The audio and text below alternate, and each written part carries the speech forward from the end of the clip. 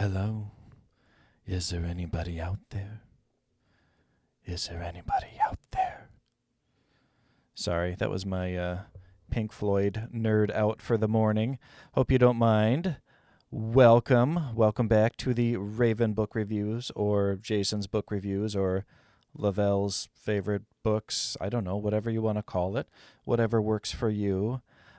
In any case, it is Monday. It's Labor Day here in the U.S., and I'm just hanging out at home with my little mascot cat here, Leah, and I want to talk to you about a new book. So, I was recently talking to my good friend, legendary fantasy author Jacqueline Carey, about life and writing and fantasy and what makes great fantasy so compelling for the reader. And there's a lot of advice out there. There's a lot of formulaic ways to approach writing, and hey, some of them even work. But I think there's one thing that really sets great fantasy apart from all others, and that's something that can't be taught. It's passion. See, fantasy is a lot of work to write because the author is burdened with all of the usual chores of being a writer, and that is building believable and relatable characters, creating a plot that engages and holds the readers, and tying everything together in a way that is fantastic and humanizing. But fantasy authors have some additional, very difficult jobs. Oftentimes they're fabricating entire worlds and all the systems that keep them running. They're creating magical creatures with a history and rules all their own. And most difficult, I think, is that they're really operating without a safety net because their world isn't going to work the same way as ours, so they can't just rely on what they already know like many of us can. And after all of that, they have to still make it seem real enough that we as the readers can relate to it so that we can really feel those characters, because if we can't feel them, we're not going to be impacted by the story, and that's what story is all about. So it's a challenge, let me tell you, and it takes a really special kind of author to make it happen. So why did I go off on the writing tangent like that? Because I'm going to tell you about a book that I can tell was written with fiery passion, and it is a fantasy, and that book is Leah really wants to be a part of this show. She basically is the host of this show. So the book I want to talk to you today about is Daughter of the Drackan by Kathrin Hutson.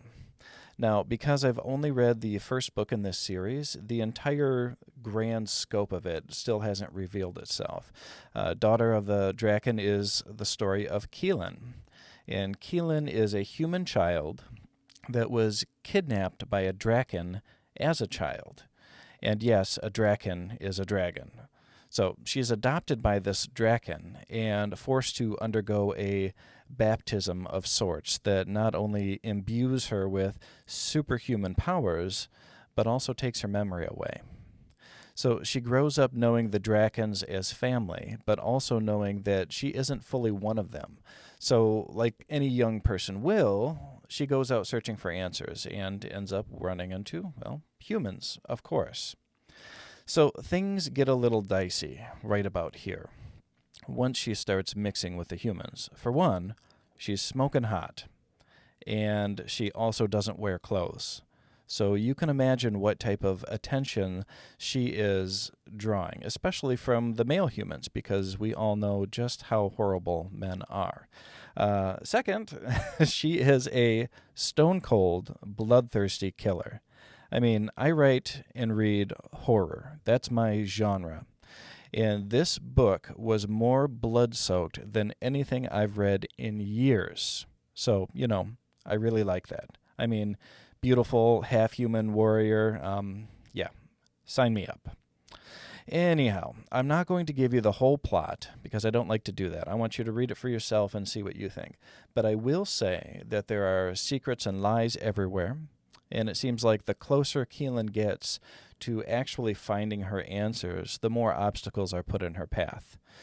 This character, Keelan, she's not a terribly likable person for a lot of the book until I realized the genius of her. She's not likable from a human perspective, but that's not how she identifies.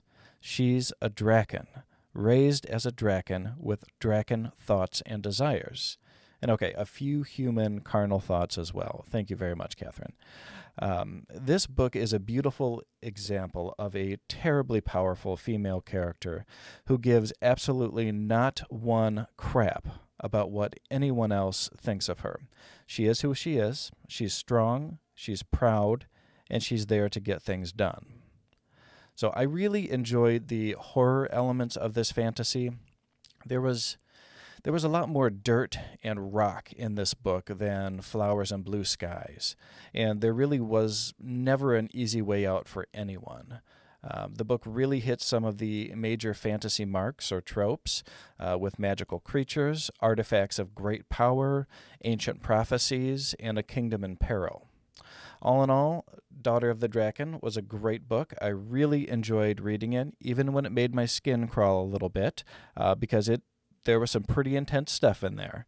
But I've already downloaded the second book in the series because there is no way I can stop here. So if you love fantasy and you like it a little dark, and I mean, okay, we're not even going to say a little dark. We'll say let's go grim dark, all right? Let's go grim dark. So if you like grim dark fantasy, you've got to check out Daughter of the Drackan by Kathrin Hutson. All right, I hope you enjoyed this review today. I hope you've had a lovely Labor Day weekend. I know I have. I had to work a little bit, but for the most part, I got to spend it with my family and, my animals. All right, have a good night, everybody. Bye.